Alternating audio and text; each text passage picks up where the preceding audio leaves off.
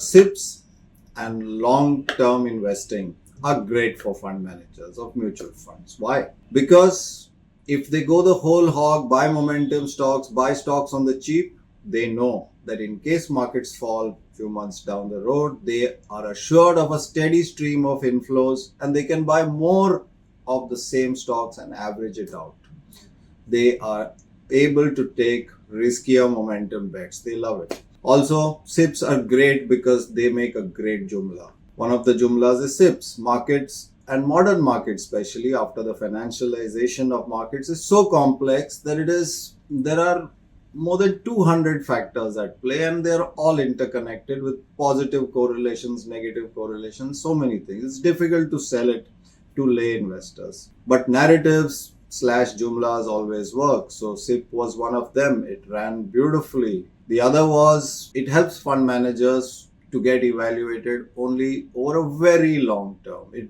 They don't have to bother about NAVs every month, every quarter. But as the famous saying goes, in the long term, we are all dead. But what also happens is so many things change, so many positive things can happen, and over the long term, they could even get some things right. And even if they went wrong with SIPs, with a lot of their investment calls, over the long term, they get an option to correct it. So fund managers love SIPs. Doesn't mean that they are great, and none of the professional people, for them SIPs is a non-issue. They don't even consider it.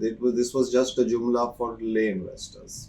But it's come home to roost. Bad days ahead for the guys who plowed money, their hard-earned savings every day, every month into mutual funds and entrusted it to so-called knowledgeable investors who played their games, went into stocks, small cap stocks and themes like defense and capex and all, which they bought at fantastic valuations with low floating stock. There were no sellers in most of these stocks. There were only buyers. Prices went through the roof, showed great NAVs for a while. Now all are falling off the cliff. Narratives always end badly where money is involved.